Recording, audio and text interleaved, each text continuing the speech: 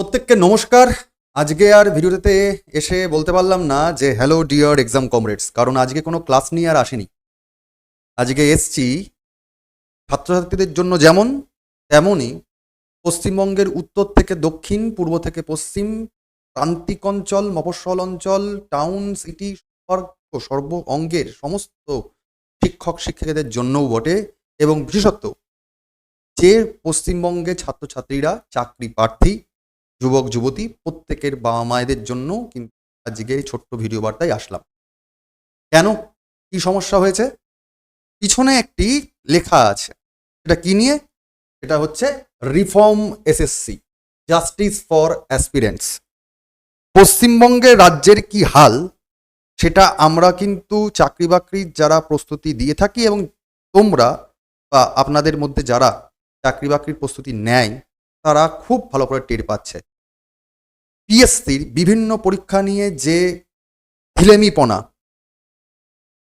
SSC school service commission তার যা হাল, এবং পুলিশের রিক্রুটমেন্ট, সমস্তটা নিয়ে পশ্চিমবঙ্গবাসী রাজ্য স্তরের পরীক্ষাগুলোকে নিয়ে যথেষ্ট রকমভাবে কিন্তু হীনমন্যতায় ভুগছে।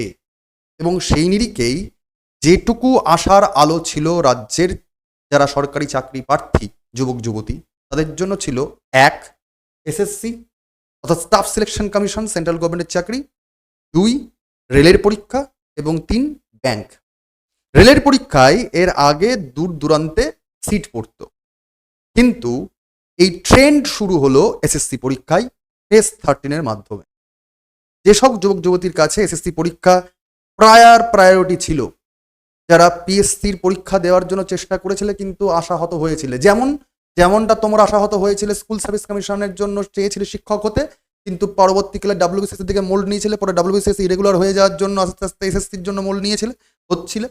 সেই এসএসসিতেও এই সমস্যাটা আসলো ফেজ 13। তার কারণ একটি নিয়ামক সংস্থা যারা ভেন্ডরটা পেয়েছে এই পরীক্ষাটা কন্ডাক্ট করার জন্য, সেটা হচ্ছে এডুকুইটি, যারা সাড়ে সর্বনাশ করে দিয়েছে। এবং এই সংস্থা নিয়ে বিতর্ক আজকের নয়, কারণ সাম্প্রতিক অতীতে যে নিট পরীক্ষা হয়েছিল এবং নিট পরীক্ষায় যে করাপশন হয়েছিল সেটা কিন্তু সবার অবগত।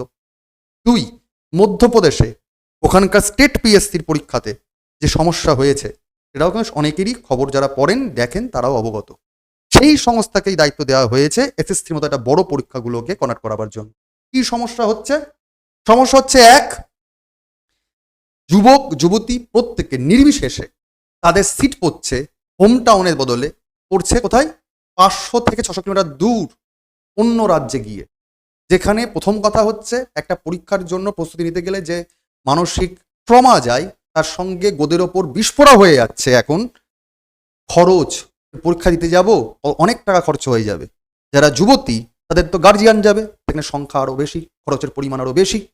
এবং শেষমেশ যেখানে যাব সেখানে গিয়ে থাকবো কোথায়? সেখানকার হোটেলগুলো এখন আবার সেই সুযোগ নিয়ে আরও চড়া দাম করে দিচ্ছে থাকা খাওয়ার ব্যবস্থার জন্য, খরচ যাচ্ছে আরও বেড়ে, সঙ্গে সঙ্গে নিরাপত্তারও একটা প্রশ্ন থাকছে। তার মানে একটা বিশাল বড় পরিমাণে কিন্তু মানসিক অত্যাচার বাড়ছে পরীক্ষা দেওয়ার আগের লগ্নে।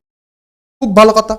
এরপর কি হচ্ছে? পরীক্ষা দিতে যাচ্ছেও বাইরের রাজ্যে বাধ্য হয়ে, সেখানে দেখা যাচ্ছে পরীক্ষা নেয়ার কোনো রকম সুযোগ্য পরিকাঠামোই নেই। যেখানে পরিকাঠামো নেই সেখানে পরীক্ষা হচ্ছে, কোথাও মাউস কাজ করছে না, কোথাও ল্যাব যেখানে এক্সাম হয় সেই ল্যাব ঠিকঠাক করে দেওয়া নেই। ইভেন পরীক্ষা দেওয়ার আগেই দেখা যাচ্ছে যে কোনো খাটালের মধ্যে পরীক্ষা হচ্ছে, কোনো পরীক্ষার সেন্টারই নয় সেসব জায়গায় পরীক্ষা হচ্ছে, তাদের কোনো পর্যাপ্ত পরিকাঠামোই নেই। ইভেন তারা এমনকি এটাও বলছে যে না, আজকে আমরা পরীক্ষা ক্যান্সেল করে দেবো, আজকে পরীক্ষা নিতে পারছি না, তোমরা বাড়ি চলে যাও। 600, 700, 500 কিলোমিটার দূরে ট্রাভেল করে, খরচ করে, রাত্রিবেলায় অন্য জায়গায় গিয়ে থেকে খেয়ে না খেয়ে তারা পরীক্ষা দিতে চায় ছাত্রছাত্রীরা, তাদেরকে পরীক্ষায় না দিয়ে বাড়ি পাঠিয়ে দেওয়া হচ্ছে।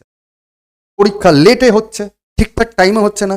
একটা পরীক্ষার্থী যদি আজকে লেট করে পরীক্ষা হলে ঢোকে, তাকে কি ছাড় দেবে যে তোমার ট্রেন লেট হয়েছিল বলে, বাস লেট হয়েছিল বলে? ছাড় দেবে না তো। অনেক সময় মানে পিছিয়ে দেওয়া হচ্ছে এক্সাম, তার মানসিক অত্যাচারটা কি, কে দায়ী নেবে, কে কৈফিয়ত নেবে? মানে একরকমভাবে পরীক্ষা কি করে নিতে হয়, পরীক্ষার জন্য তাদের যে মিনিমাম এথিকেটস সেটুকু তারা জানেন না। তারা চাকরির জন্য, সরকারি চাকরি, বিশেষ করে কেন্দ্র সরকারের চাকরির জন্য নাকি ছাত্রছাত্রীদেরকে যোগ্যতা পরিমাপ করবে। এমনকি যদি কেউ প্রতিবাদও করে থাকে যে আমার পরীক্ষা দিতে পারছি না কেন, ফেরত পাঠিয়ে দেওয়া হচ্ছে। পরীক্ষা হলে দেখা যাচ্ছে পৌঁছাচ্ছে অনেক দূর থেকে, গিয়ে দেখা গেল দরজা বন্ধ, বলে দেওয়া হচ্ছে পরীক্ষা ক্যান্সেল, আমরা এখন পরীক্ষা নিতে পারছি না। তাহলে যে টাকাটা খরচা করে প্রস্তুতি নিয়েছি বা টাকা খরচা করে ফর্ম ফিল আপটা করেছিলাম সেই যন্ত্রণাগুলো নেওয়ার জন্য প্রতিবাদ করলে এমনকি বাউন্সার দিয়ে মুখ ফাটিয়ে দেওয়া হচ্ছে।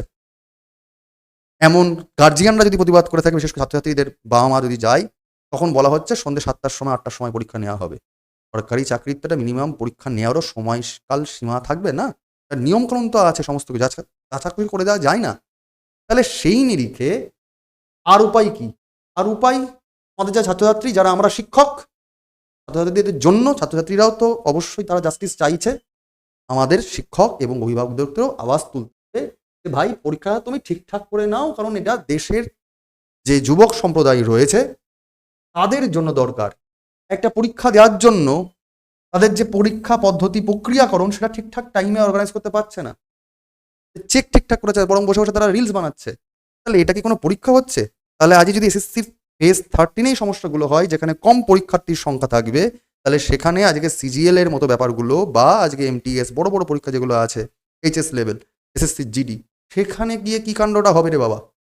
তাহলে আমরা সেই কারণেই কিন্তু আওয়াজ তুলছি। দেশের সমস্ত আপামর শিক্ষকরা আওয়াজ তুলছেন। আগামী 31শে জুলাই আপামর সমস্ত দেশের, একদম তিরুবনন্তপুরম থেকে শুরু করে, একদম চেন্নাই থেকে শুরু করে, মানে মহারাষ্ট্র থেকে শুরু করে হরিয়ানা, পাঞ্জাব, সমস্ত রাজ্য থেকে শিক্ষকরা যে জড়ো হচ্ছেন দিল্লির ডিওপিডি যে মিনিস্ট্রি, তার সামনে জড়ো হচ্ছেন। সবাই হয়তো দিল্লিতে যাওয়া সম্ভব নয়, কিন্তু আপনারা যারা শিক্ষক শিক্ষিকা, যারা অভিভাবক, যারা এমন ছাত্রছাত্রীও রয়েছে, তারা সেই স্যারদের পাশে থাকো। এবং যারা বাংলায় কলকাতার যে এসএসসির অফিস নিজাম প্যালেস, সেখানে তো আসতে পারো যদি তোমার সামর্থ্য থাকে, তাহলে সেখানে এসে অন্তত আওয়াজ তোলো। না হলে পিএসসি থেকে এসএসসি, এসএসসি থেকে ব্যাংক, ব্যাংক থেকে হোয়ার, ফিউচারটা কোথায় যাবে বাবা? বছরের পর বছর ধরে তো তোমরা শুধু শিফটিংই করে যাচ্ছ, কিন্তু কতবার শিফটিং করবে? বয়সকাল কি থেমে থাকবে? জীবনটা কি, চাকরি বাকরি তো করা হয় মিনিমাম নিজের ইনকামের সিকিউরিটির জন্য। যদি পরীক্ষাটাই ঠিকঠাক করে না হয়, তাহলে পরীক্ষার প্রস্তুতি নেওয়া বা সমস্ত যে লড়াই, জীবনের যে লড়াই, প্রাইভেট চাকরির যে কি লড়াই, সেটা তোমরাও জানো, অনেকেই জানো। তাহলে আমাদেরকে তো আওয়াজ তুলতেই হবে, কোনো তো উপায় নেই। এই নিরিখে বাংলা থেকে আমি জানি না অন্যান্য শিক্ষকরা গেছে কিনা, আমি আর দেবাশিস চেষ্টা করেছিলাম যাওয়ার জন্য, টিকিট কাটাও হয়ে গেছিল, কিন্তু আমার মায়ের শরীর খারাপ থাকার জন্য আমি যেতে পারলাম না। আমার টিকিটটা ক্যান্সেল করতে আমি বাধ্য হলাম। দেবাশিস স্যার অলরেডি পৌঁছে গেছেন। বাংলা থেকে আর যদি কোনো স্যার ম্যাডাম যান, সময় খুব কম, কারণ কালকেই 31 তারিখ, তো সেই নিরিখে খুবই ভালো হয়। আমি জানি না, হয়তো যাচ্ছেন অনেকে, কি যাচ্ছেন না আমি জানি না, যতদূর খবর জানি যাচ্ছেন না, একমাত্র দেবাশিস এসে পৌঁছেছে। আমি যেতে পারবো কিনা তাও বুঝতে পারছি না, এখনো যা পরিস্থিতি আমার। তো আমি চেষ্টা করছি, অন্তত কলকাতার তো কালকে নিজাম প্যালেসে যাওয়া যেতে পারে, যেখানে কলকাতার যে অফিস এসএসসির, সেখানে সমস্ত অনেক শিক্ষক শিক্ষিকা জড়ো হবে, ছাত্রছাত্রী জড়ো হবে। তোমরা যে যেখানে থাকো, তোমাদের আওয়াজ তোলার সময় এসছে। ততদিন তোমরা একদম দেয়ালে পিঠ থেকে বসে থাকবে, এরপর পেরেক দিয়ে কেটে দেবে বাবা। সুতরাং তোমার যে ন্যায্য দাবি, যে চাকরি পাওয়ার যে অধিকার, ফান্ডামেন্টাল রাইট, সেটার জন্য তোমাকে আওয়াজ তুলতেই হবে। সে তুমি ফিজিক্যালি করো আর সোশ্যাল মিডিয়াতে করো, ডিজিটাল প্ল্যাটফর্মে করো। আর যারা শিক্ষক অভিভাবকগণ, তারাও এবার একটুখানি নড়েচড়ে বসুন, কারণ আপনারাই দিশা দেখাতে পারেন ভবিষ্যতের প্রজন্মকে। কারণ এদের ভবিষ্যৎটা কি হবে সেই নিরিখে। তো আমার কাছে, আপনাদের প্রত্যেকের কাছে আমার তরফ থেকে একটা বিনীত করজোড়ে অনুরোধ, যে একটার পর একটা স্কুল সার্ভিস কমিশন শেষ হয়ে যাওয়ার অবস্থা হয়েছে। জানি না শেষ পর্যন্ত পরীক্ষাটা ঠিকঠাক করে কি হবে, কি তার পরবর্তী ভূমিকা আসবে। আশাটা কি ঠিকঠাক হয়ে যাক, এই আশাই তো মানুষ বাঁচে। তো ওই রকম হওয়ার থেকে, ওই এসএসসি যেমন খারাপ হয়ে গেছে পশ্চিমবঙ্গের নিরিখে, সর্বভারতীয় স্তরের যে পরীক্ষাগুলো, সেগুলো যেন আর খারাপ না হয়। এই সমস্ত দাবি দাওয়া নিয়ে প্রত্যেকের কাছে বিনীত অনুরোধ, সম্পূর্ণ শান্তিপূর্ণভাবে আপনার যে আওয়াজ, সেটা সেই নিয়ামক সংস্থার কানে পৌঁছে দিন।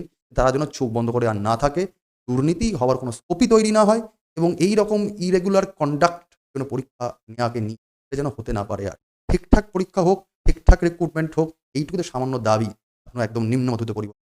এই নিরিখে প্রত্যেককে বলা হচ্ছে শুধু বছর বছর ধরে নিয়োগ হবে, এইটা শুধু ভোটের সময় না বলে, কার্যত যে সংস্থারা, যে প্রশাসনিক সংস্থাগুলো দায়িত্বপ্রাপ্ত, তাদেরকে চোখে আঙুল দিয়ে বুঝিয়ে দেওয়া যে ফর্ম ফিল আপ করার জন্য শুধু নয়, তুমি পরীক্ষাও ঠিকঠাক করে নাও, আমরা কিন্তু সজাগ হয়ে রয়েছি। না হলে বারবার করে কিন্তু পরীক্ষার শুধু শুধু একটা বাহানা হবে, পরীক্ষা নেওয়ার নাম করে রেজাল্ট কিন্তু খুব আসবে না। এটা শুধুমাত্র এসএসসির জন্য নয়, বিশেষ করে পশ্চিমবঙ্গের নিরিখে প্রতিটা পরীক্ষার ক্ষেত্রে দেখা গেছে তাই হচ্ছে। বাবা, যারা ছাত্রছাত্রী আছো, তারাও জেগে ওঠো, কারণ এখন শুধুমাত্র ওই একটা সিটের জন্য লড়াই করলে হবে না, পরীক্ষা ঠিকঠাক করে হচ্ছে না বাবা। সুতরাং একটু জাগো, একটু সজাগ হও, ফিজিক্যালি পারলে ফিজিক্যালি, না হলে অন্তত তোমরা ডিজিটাল মাধ্যমেই নয়, গলা ফাটাও, গলা এগিয়ে আসো। তোমাদের জন্য কেউ না কেউ তো লড়াই করছেন, তাকে সাপোর্ট করার চেষ্টা করো। এবং আওয়াজ তোলার দরকার আছে, তার কারণ হচ্ছে রিফর্ম যদি না হয় এক্সামিনেশন প্রক্রিয়াকরণটাকে নিয়ে, তাহলে কিন্তু ঠিকঠাক করে রিক্রুটমেন্ট হবে না। রিক্রুটমেন্ট না হলে আমরা একরকমভাবে কিন্তু শাসিতই হয়ে চলেছি। আমরা বুঝতে পারছি আমাদের সমস্যা হচ্ছে, কিন্তু আমরা গলা ফাটাচ্ছি না। ছোটবেলায় যখন সমস্যাগুলো হতো তখন চিৎকার করে তো মাকে বলতাম, বাবাকে বলতাম যে হ্যাঁ আমার সমস্যা হচ্ছে। তো আমাদের তো সমস্যা হচ্ছে, পরীক্ষা ঠিকঠাক করে হচ্ছে না। আমাদের সমস্যা বলতে কি শিক্ষকদের? আমাদের কি দায়ী পড়েছে? তোমরা চাকরি বাকরি পাবে, এবং হ্যাঁ অবশ্যই তোমাদেরকে পড়িয়েই আমরা হয়তো সেই জীবনযাপনটা করছি। কিন্তু এমনটাও না যে আমরা অন্য কিছু করতে পারতাম না। আমরা তো সবকিছু ছেড়ে ছুড়ে দিয়ে পড়াতে এসেছি। যারা আছেন ডিরেক্টলি তারা তো তাদের উপরেই ডিপেন্ড করছেন। কিন্তু আমাদের স্বার্থের থেকেও বড় স্বার্থ তোমাদের। কারণ তোমাদের জীবন, তোমাদের কেরিয়ার এখানে নির্ভর করছে। সেই নিরিখে আমি আবার বিনীত অনুরোধ করছি, সারা পশ্চিমবঙ্গের উত্তর থেকে দক্ষিণ, পূর্ব থেকে পশ্চিম, একদম প্রান্তিক অঞ্চল হোক কি মফস্বল হোক কি বড় শহর হোক, মানে খ্যাত, অখ্যাত, আমি কারোর নাম আলাদা করে ওর উল্লেখ করলাম না। কোনো শিক্ষক, শিক্ষিকার যারা চেনেন তারা তো চেনেনই, প্রত্যেককে আমি পার্সোনালি তো রিকোয়েস্ট করেছি। আর আবার প্রত্যেককে বলছি যারা চেনেন না তাদেরকেও বার্তাটা দিতে চাইছি, আপনারা পারলে একটু চেষ্টা করুন। যদি কলকাতাতেও আসা যায়, না হয় অন্তত আওয়াজ তুলুন। না হলে আমাদের প্রত্যেকে ছাত্রছাত্রী, তারা কিন্তু তাদের ভবিষ্যৎ নষ্ট হবে। কারণ যে দেশে যুবর সংখ্যা বেশি, সেই যুব যদি ইনঅ্যাক্টিভ হয়ে থাকে, তারা যদি ডিপ্রেশনে ভোগে, তাহলে আমাদের ফিউচার কিন্তু ভালো হবে না, আমাদের দেশের ফিউচার। আজ হয়তো ডিরেক্টলি আমরা এখান থেকে প্রভাব পাচ্ছি না। তো একদিন এই ইনডাইরেক্ট প্রভাবটাই কিন্তু ডিরেক্ট হয়ে মারাত্মক আকার ধারণ করবে। তাই আমাদের ভবিষ্যতের জন্যই, আমাদের দেশের ভবিষ্যতের জন্যই বলবো, সবাই সজাগ হন, সবাই এগিয়ে আসুন, আওয়াজ তুলুন। এবং এসএসসি বা পশ্চিমবঙ্গের বিভিন্ন পরীক্ষা নিয়ে যে সমস্যাগুলো হচ্ছে, মূলত এখন এসএসসি নিয়ে সমস্যা হচ্ছে। তার জন্য আগামীকাল যারা পারবেন, তারা যদি কারো মানে পসিবিলিটি যদি হয়, দিল্লিতে চলে যান। আর যদি অন্তত কলকাতার যে নিজাম প্যালেস রয়েছে, তো আগামীকাল ৩১শে জুলাই সেখানে কিন্তু একটা একটা শান্তিপূর্ণ প্রতিবাদ হবে, যাতে ঠিকঠাক করে অন্তত এক্সামটুকু হোক। ছাত্রছাত্রীদের যে ভবিষ্যৎ, চাকরি পাওয়ার যে মিনিমাম অধিকার, সেটা সুনিশ্চিত করা যায়। শিক্ষক শিক্ষিকাদের করজোড়ে নিবেদন করছি, প্রার্থনা করছি, আপনারাও আপনার ছাত্রছাত্রীদের বা আপনারা নিজেরাও এগিয়ে আসুন। কারণ আমরাই যদি দিশাহীন হয়ে যাই, তাহলে ওরা দিশা পাবে কোথায়? আপনারাই নেতৃত্ব দিন, আপনারাই এগিয়ে আসুন। কারণ শিক্ষকই সমাজকে টাইট করে, তৈরি করে। শিক্ষকের কাজ শুধুমাত্র পড়ানো নয়, কাজ সমাজ তৈরি করা। আমি আবার বলছি করজোড়ে, আপনারা এগিয়ে আসুন। Thank you.